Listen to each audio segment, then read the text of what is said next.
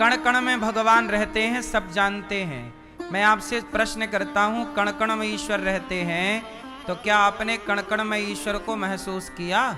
क्या देखा? रहते हैं, इससे क्या होगा? आपने देखा क्या? महसूस किया क्या? समझ में आ रही है बात? है, इससे कुछ ना होगा, है तो है ही ऑलरेडी।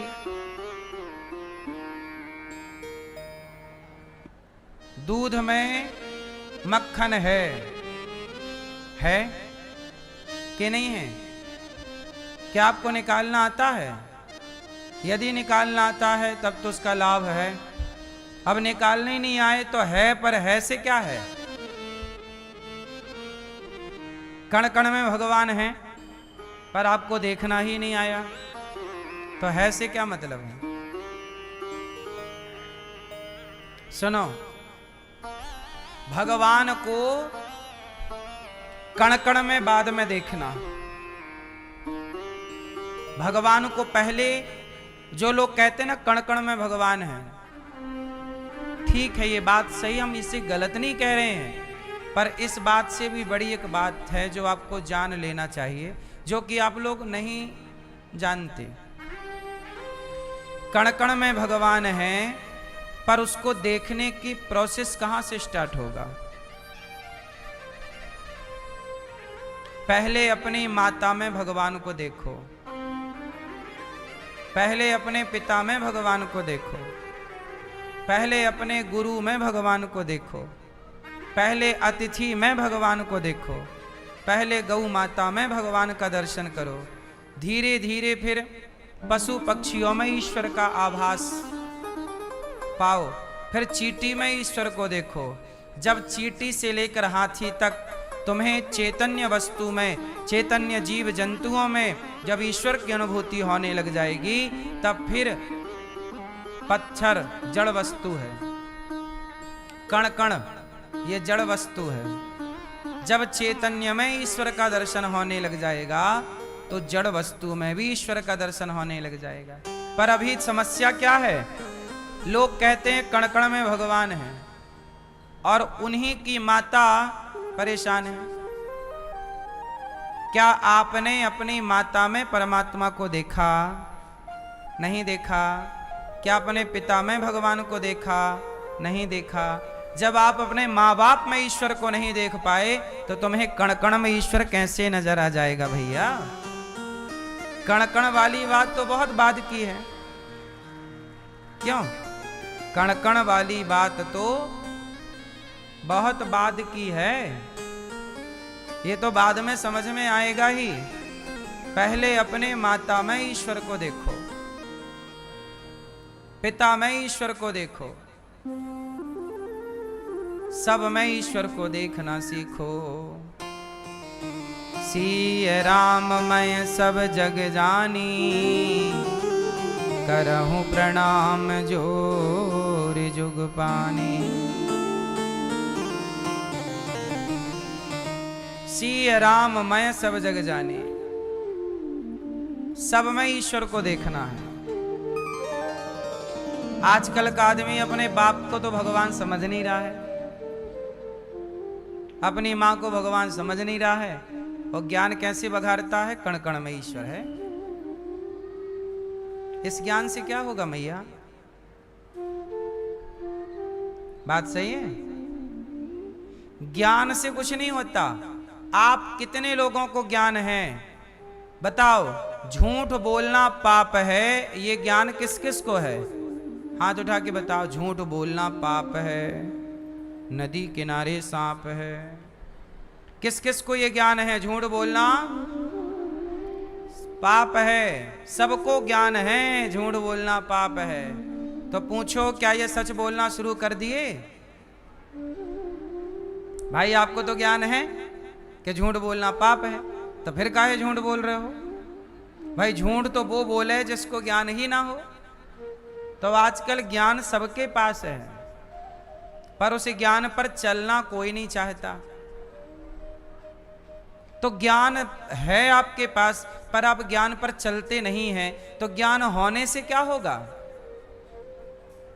बोलो, ज्ञान होने से कुछ होगा?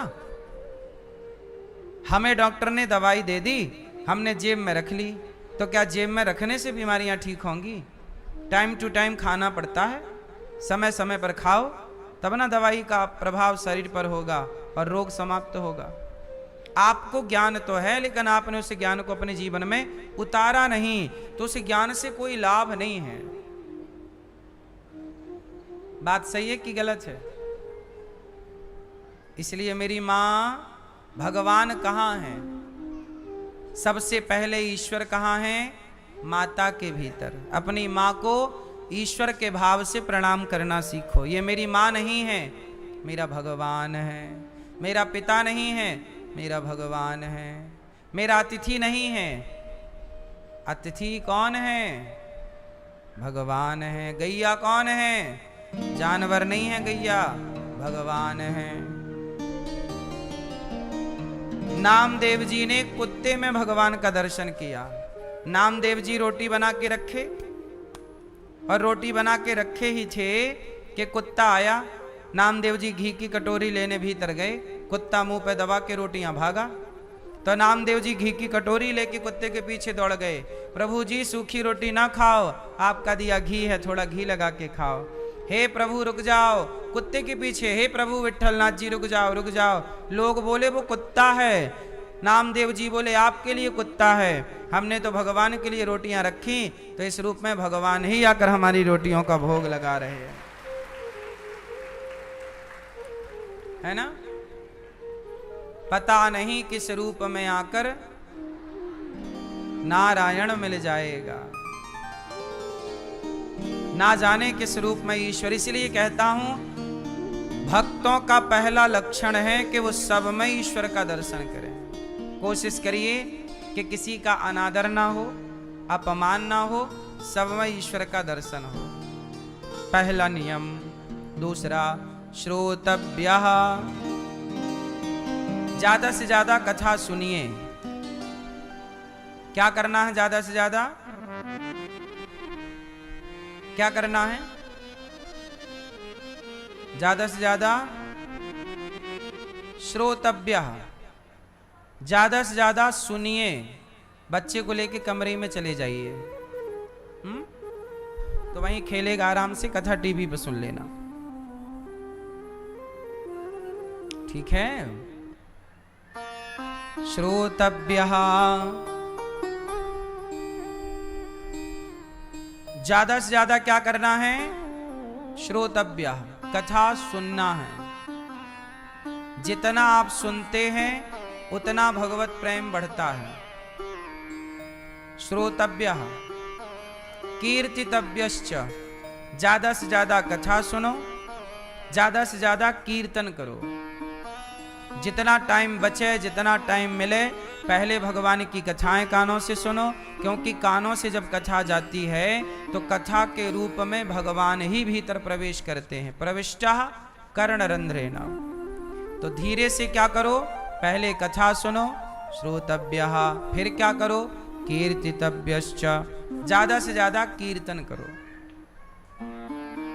अधिक से अधिक श्री कृष्ण गोविंद हरे मुरारी, हे नाथ नारायण वासुदेव।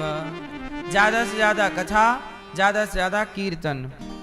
कथा कीर्तन क्यों करना चाहिए? कथा सुनो, कीर्तन करो, क्या होगा? इससे आपका मन शुद्ध होगा। जैसे आप नहाते हो ना, तो नहाने से क्या होता है? शरीर साफ होता है। नहाने से शरीर साफ होता है, मन नहीं। मन कैसे साफ होगा? कथा से। कथा क्या करती है? आपके मन को धोती है, और मन की मलिनता, मन की मैल दूर करती है। इसलिए कथा सुनने वाले का मन बड़ा पवित्र होता है। और यदि कथा सुन के भी आपका मन पवित्र नहीं हुआ, तो फिर आपने कथा सुनी ही नहीं। फिर तो वही बात हो गई कि झूठ बोलना पाप है। ज्ञान तो है पर बदलाव हुआ नहीं।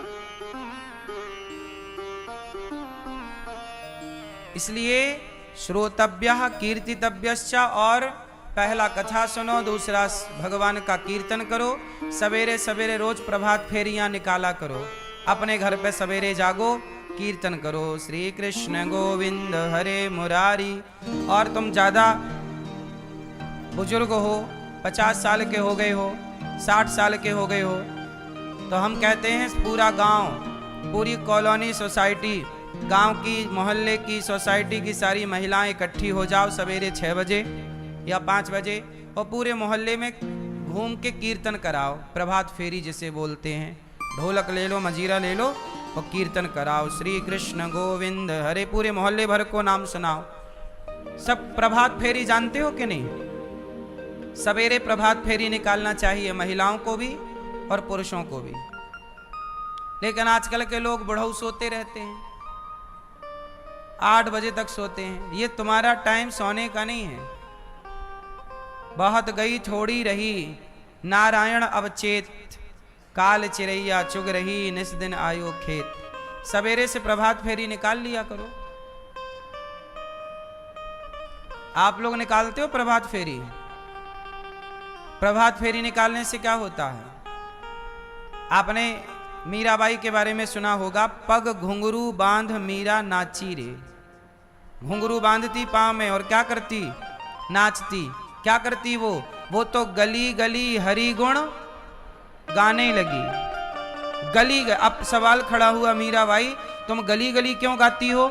मीराबाई गली गली हरि गुण क्या गा रही है? वो प्रभात फेरी ही निकाल रही है, चारों तरफ गली गली घूम रही है, ताकि सबके कानों में भगवान का नाम जाए और सबका कल्याण हो। जब आप प्रभात फेरी निकालते हो तो जितने लोग अपने घरों में सो रहे हैं सबके कानों में भगवान का नाम चला जाता है। यही है नाम का दान करना। ये नाम का क्या है? दान। आटा, दाल, चावल तो आप खूब दान करते हो, रुपया पैसा भी आप दान करते हो, पर थोड़ा नाम दान किया करो। श्रीमन्नारायण श्रीमन्नारायण का कीर्तन करोगे तो जितने लोगों के कानों में प्रभु का नाम पहुंचेगा उनका भी कल्याण होगा। आज नहीं तो कल बेचारे वो भी आपकी टोली में सम्मिलित होकर वो भी कीर्तन करेंगे। और घर बैठे से भी तुम्हें कोई फायदा तो हो नहीं रहा है। सवेरे आधा घंटा भी टाइम निकालो, कीर्तन कर लो, प्रभात फेरी, तो घटना क्या है? क्यों मैया? ये दादाजी लोग जितने एक्सपायरी डेट के लोग हैं, क्या कर रहे हो घर पे? अपना निकालो कीर्तन प्रभात फेरी सवेरे से। 60 साल के हो गए और तो कुछ काम के रहे नहीं तुम, प्रभात फेरियां निकालो, कीर्तन करो, भजन करो। अब तो बाल बाल भी पक गए, पचा क्या? भजन करो मैयाएं। अब तुम घर में दिन भर लड़ती रहती हो बहुओं से, थोड़ा निकलो, कीर्तन करो सवेरे से, थोड़ा कीर्तन करो, अपना मन शुद्ध करो। बहू को भी ले जाओ, चल दोनों सास बहू कीर्तन करते नगर में घूमो, श्री कृष्ण गोविंद हरे मुरारी, भगवान का कीर्तन करो। पहले के लोग प्रभात फेरियां निकालते थे, कीर्तन भजन हो तो झूमते थे कीर्तन भजन में मस्त।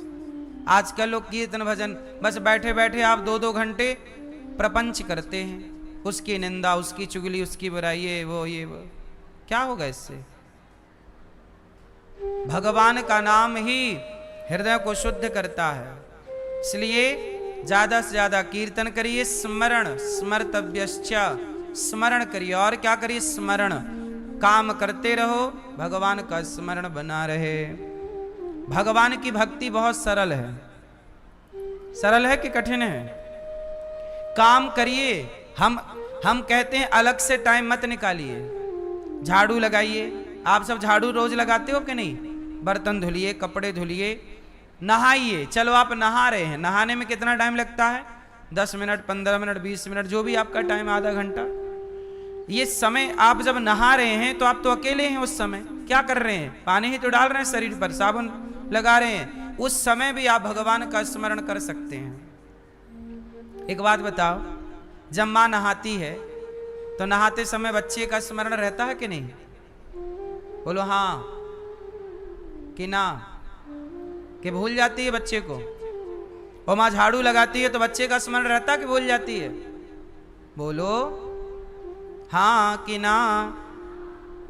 जब झाड़ू लगाते समय आपको आपके बेटे का स्मरण है, नहाते समय आपको आपके पुत्र का स्मरण है। छोटा बच्चा जो दूध पीता है, जब माँ को हर समय पुत्र स्मरण रहता है, तो फिर भगवान को हर काम करते समय स्मरण क्यों नहीं रख सकते हम लोग? वही स्मरण भक्ति है। वही स्मरण क्या है? बोलो, भक्ति। इसी का नाम है भक्ति। काम करिए, नाम जपिए, स्मरण करिए,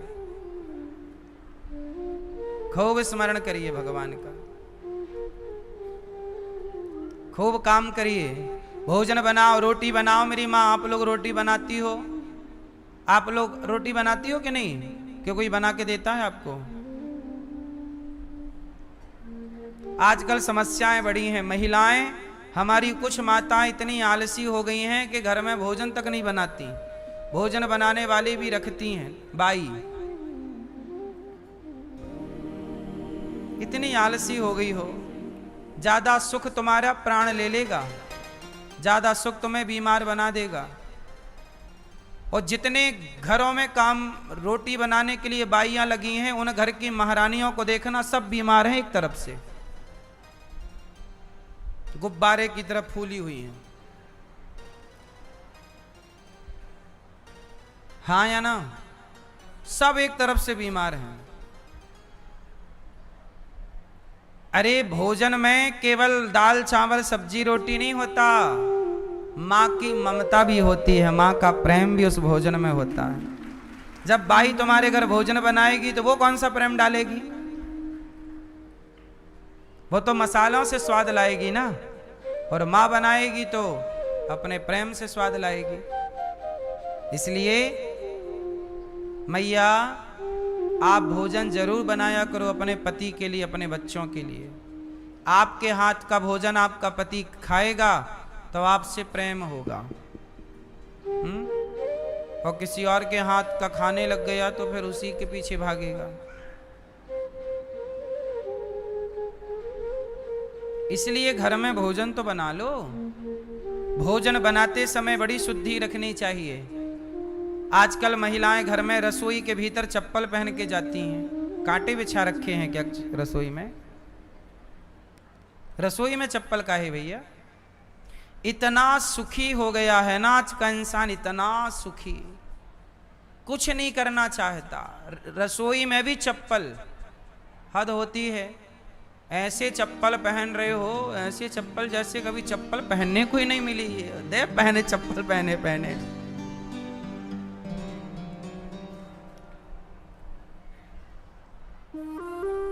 रसोई एक मंदिर है। रसोई को बोलते हैं चौका, जहां चार चीजें हैं। रसोई में अन्नपूर्णा मां का वास है। बोलो हाँ, रसोई में अन्नपूर्णा है मेरी मां। रसोई में ही अन्न होता है, और वह अन्न ही सब कुछ होता है। नहीं, इसलिए रसोई एक मंदिर है। इसलिए हमारे पुराने जमाने की माताएं अपने चूल्हे को गाय के गोबर से लीपा करती थी, पोता करती थी।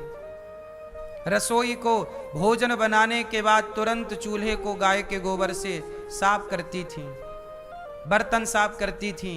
भोजन बन गया, बर्तन साफ करके रख दिया।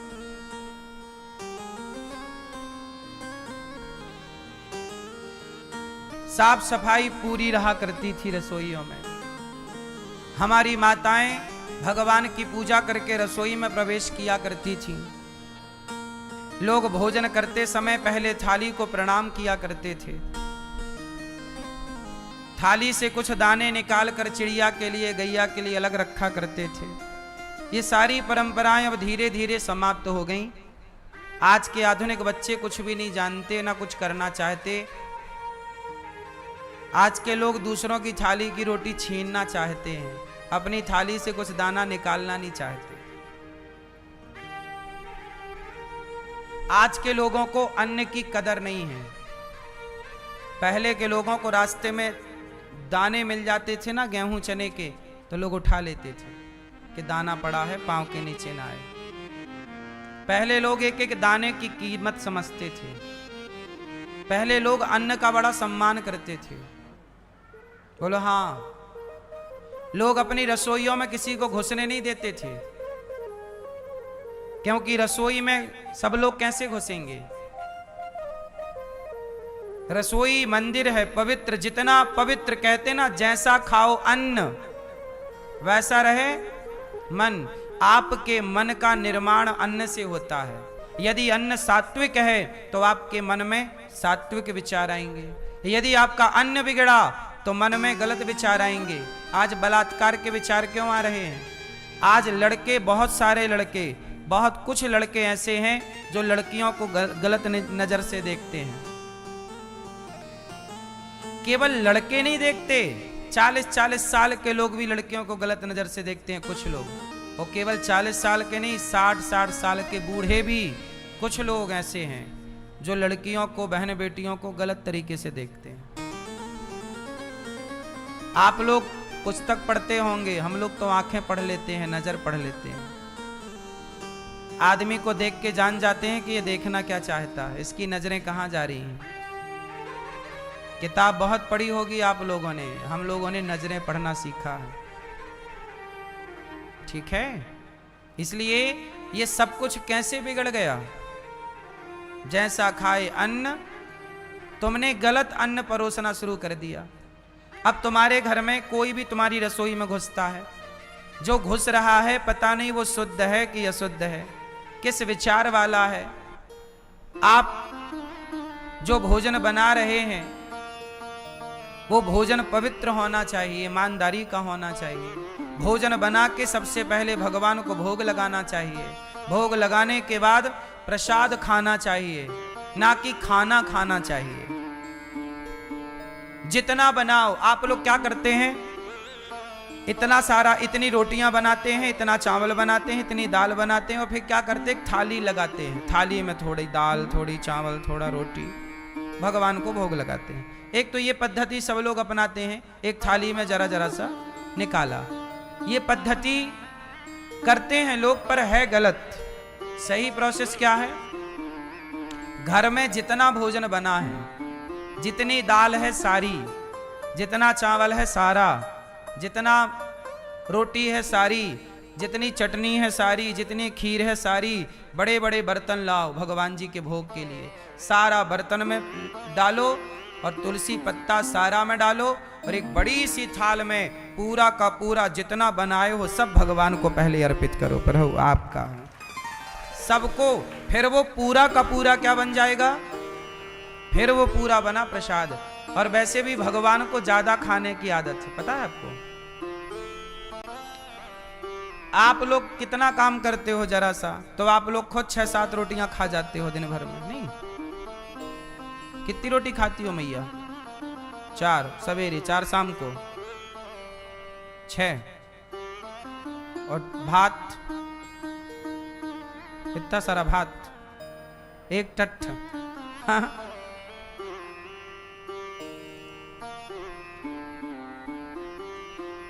आप लोग जब इतना खाते हो, जबकि आप थोड़ा सा काम करते हो, जबकि भगवान जितना काम करते हैं। भाव क्या, हमारे जगन्नाथ जी कितना भोग लगाते हैं, भगवान जी को ज्यादा भोग लगाना चाहिए।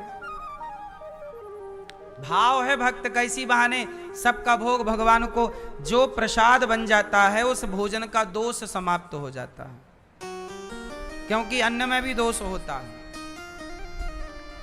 नहीं होता?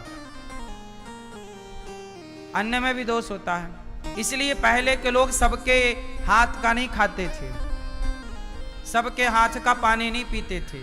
हम जिसके हाथ का पानी पी रहे हैं, कहीं वो गौ हत्यारा तो नहीं है? अब जो गाय को मार रहा हो उसके हाथ का पानी पियोगे तो तुम्हारे भीतर भी ना हिंसा प्रवेश करेगी। इसलिए कहते हैं जैसा पिए पानी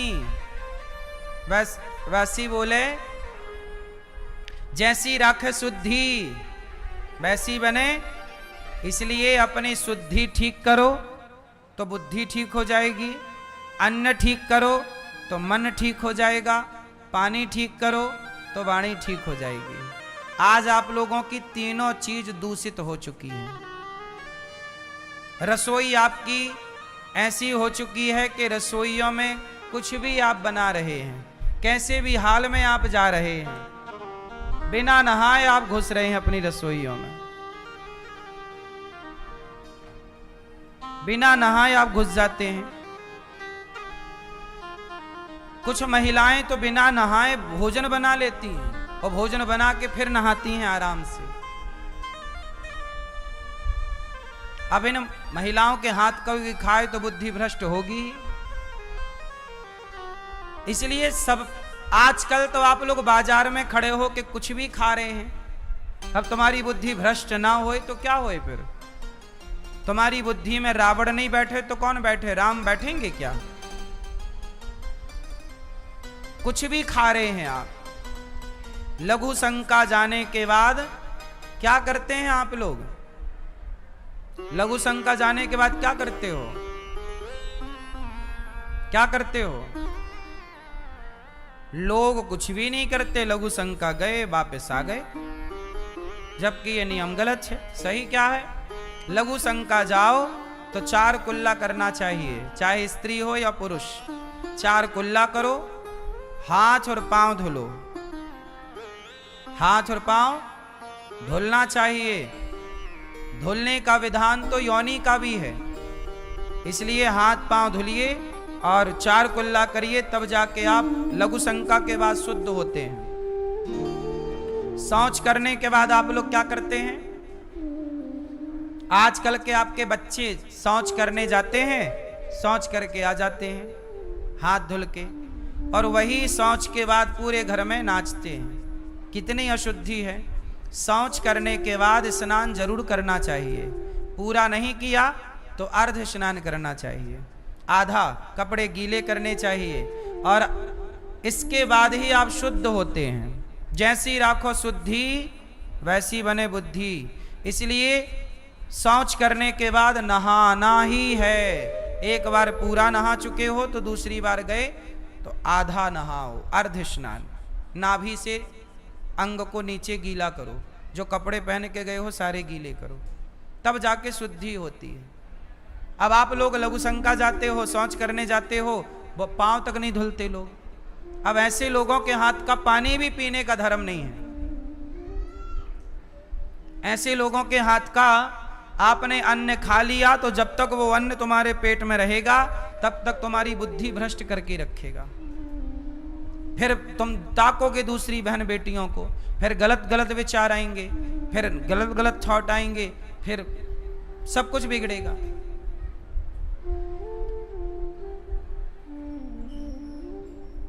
इसलिए कहता हूं ये सब मजाक नहीं है, ये सब रहन सहन की एक परंपरा रही है, जो परंपरा आज की आधुनिकता में प्रायः लुप्त हो गई, जिसे आज कोई स्वीकार करना नहीं चाहता। क्यों मैया? पहले के लोग क्या करते थे? शौच के बाद स्नान करते थे या नहीं? बोलो हाँ। पहले के आपके नाना, आपके दादा देखा होगा, पहले के लोग लघु शंका करने जाते थे तो हाथ में पानी लेकर जाते थे। लघु शंका करने के बाद क्या लेके जाते थे? गिलास में पानी, क्योंकि पानी से वो कुल्ला भी करेंगे, उसी पानी से प्रक्षालन होगा। और वो बैठ के लघु शंका करते थे पहले के पुरुष, बैठ के। आज का आदमी तो खड़े होके ही वो कुत्तों की तरह लघु शंका करता है। तो कुत्ते में और तुम में अंतर ही क्या रहा?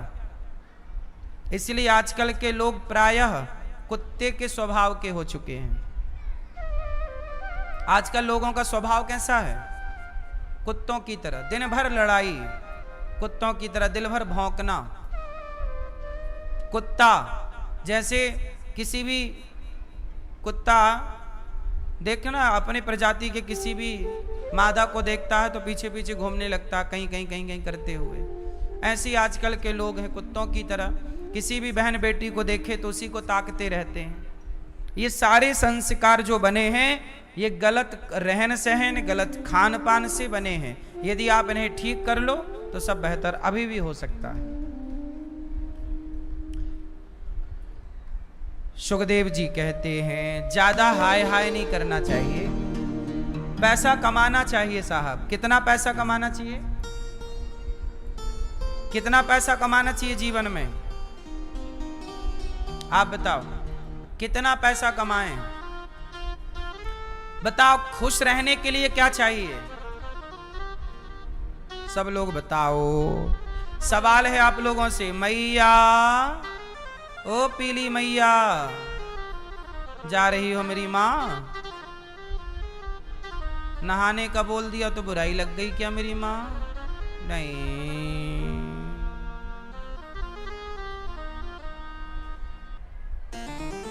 सुनो,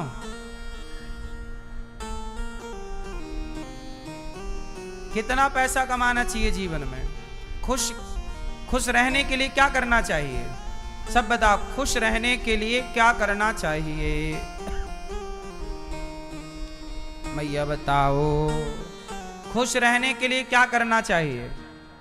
कितना कमाएं कि खुशी मिल जाए? क्या करें कि खुश रहें? हम क्या करें मैया कि हम खुश रहें? बताओ, खुश रहने के लिए क्या करें? बहुत आसान है सवाल। क्या करें? चश्मा वाली मैया, खुश रहने के लिए क्या करें? क्या करें?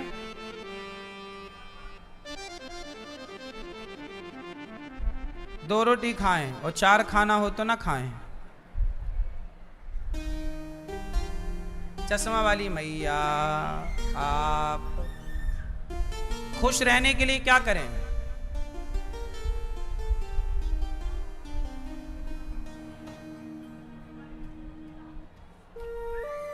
हैं?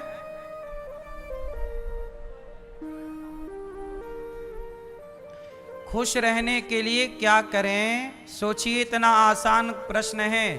कभी ये प्रश्न आप लोग अपने आप से करिएगा। खुश रहने के लिए सारी दुनिया भाग रही है। पूछो क्यों भाग रहे हो भैया? क्यों भाग रहे हो? पता ही नहीं। भाग रहे हैं, सब भाग रहे हैं, हम भी भाग रहे हैं।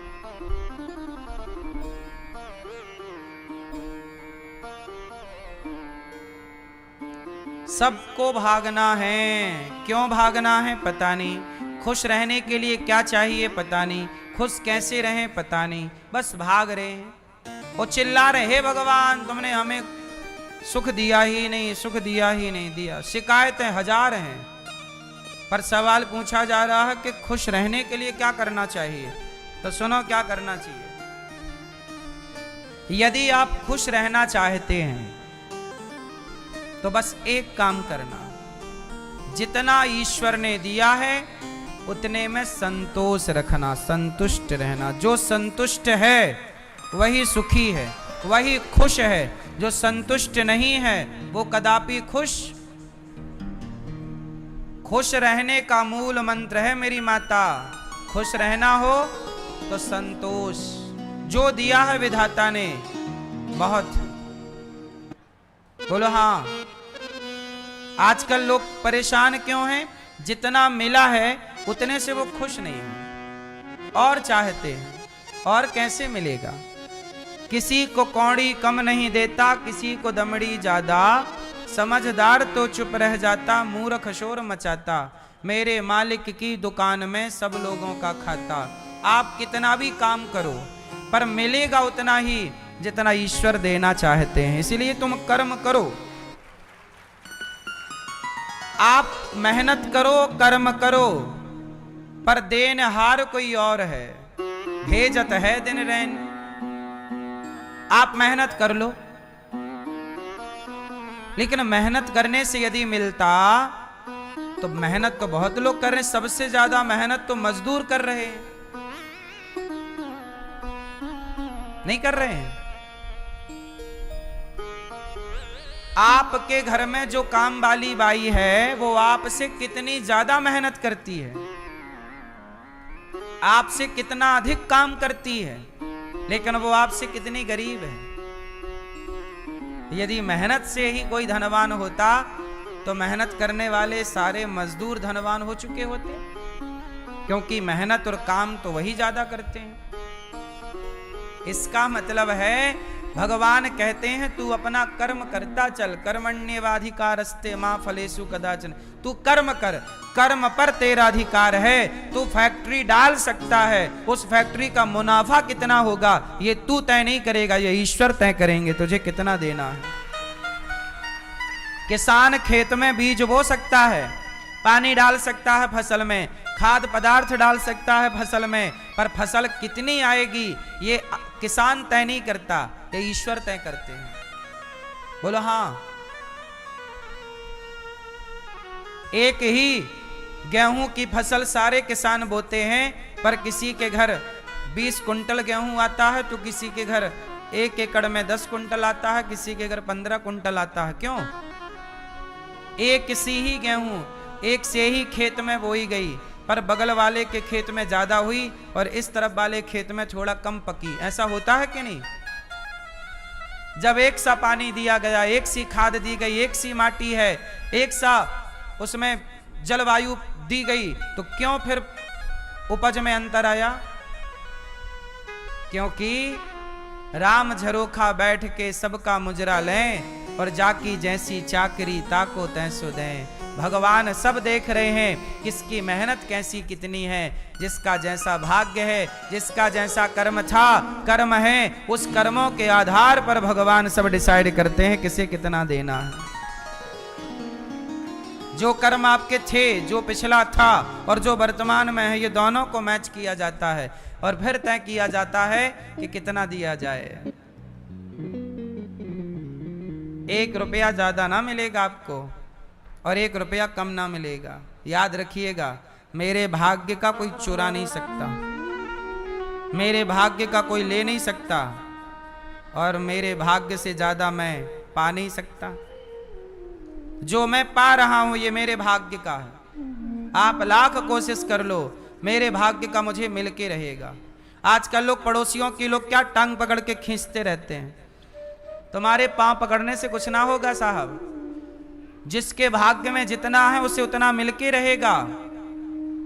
बोलो हाँ। जिसके भाग्य में जितना है उसे उतना मिल के रहेगा। भाग्य का कोई ले नहीं सकता, भाग्य का कोई ले नहीं सकता।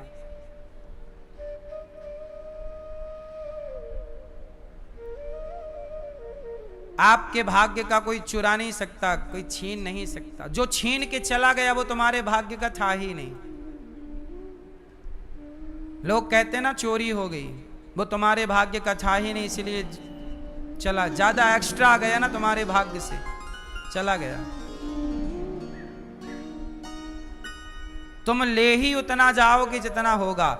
एक गुबरीला कीड़ा होता है, नाम सुना है? गुबरीला कीड़ा काले कलर का होता है, भौरे के जैसा। भौरा थोड़ा बड़ा होता है। भौरा जानते हो ना? भौरा, भौरा भंवरे ने खिलाया फूल फूल को, वही वाला। आपको याद आए इसलिए बताइए सब बातें। भौरे का एक छोटा सा रूप और होता है। भौरा पुष्पों का रस ग्रहण करता है, लेकिन भौरा का ही एक दूसरी प्रजाति का एक कीड़ा होता है, ब्लैक कलर का ही होता है, भौरे के जैसे ही दिखता है। उसके पंख नहीं होते, पर वो उड़ता नहीं है और वो गोबर का रस लेता है, वो गोबर खाता है, इसलिए उसका नाम है गुबरीला कीड़ा। क्यों भैया? देखा आप लोगों ने? पुराने लोग देखे होंगे, अब बच्चों को देखने को नहीं मिलेगा। गुबरीला कीड़ा क्या करता है? गोला बनाता है गोबर का। क्या बनाता है? गोबर का गोला बनाता है और फिर उसे उल्टा लेके चलता है ऐसे घस। दादा घर शादी में डीजे बाजा बाजा बरे आउनी गुया अखरा में हुक जोड़ाए नाचब रे।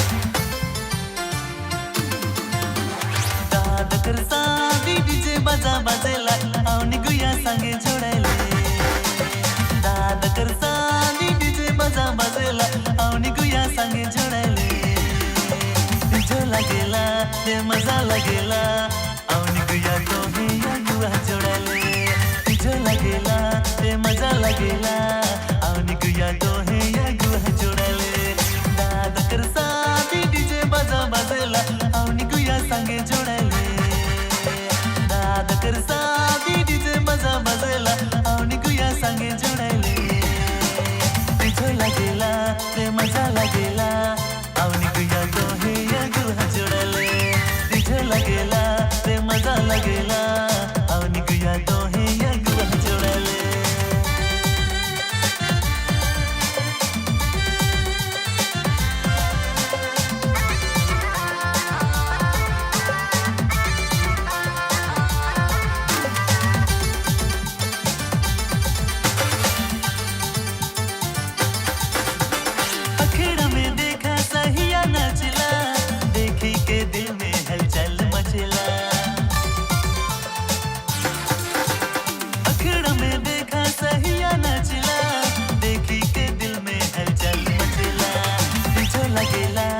मजा लगेला आउनी गुया तो हे या गुआ जोड़ाइले जो लगेला ते मजा लगेला आउनी गुया तो हे या गुआ जोड़ाइले दादा करसा डीजे बजा बजेला आउनी गुया संगे जोड़ाइले दादा करसा डीजे बजा बजेला आउनी गुया संगे जोड़ाइले जो लगेला रे मजा लगेला आउनी गुया तो हे या गुआ जोड़ाइले जो लगेला ते मजा लगेला आउनी गुया तो हे या गुआ जोड़ाइले।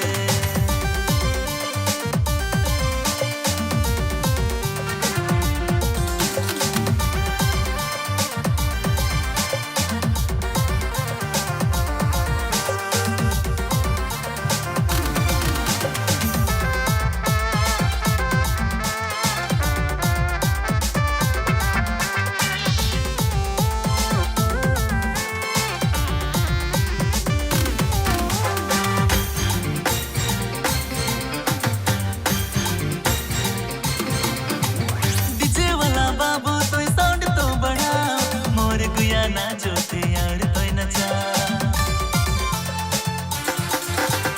डीजे वाला बाबू तो साउंड तो बड़ा मोर गुया नाचो थे यार तो नचा जो लगेला रे मजा लगेला आउनी गुया तो हे या गुआ जोड़ाइले जो लगेला रे मजा लगेला आउनी गुया तो हे या गुआ जोड़ाइले दादा करसा डीजे बजा बजेला आउनी गुया संगे जोड़ाइले करसा डीजे बजा बजेला आउनी गुया संगे जोड़ाइले जो लगेला ते मजा लगेला आउनी गुया तो हे या गुआ जोड़ाइले जो लगेला ते मजा लगेला आउनी गुया तो हे या गुआ जोड़ाइले जो लगेला ते मजा लगेला आउनी गुया तो हे या गुआ जोड़ाइले जो लगेला ते मजा लगेला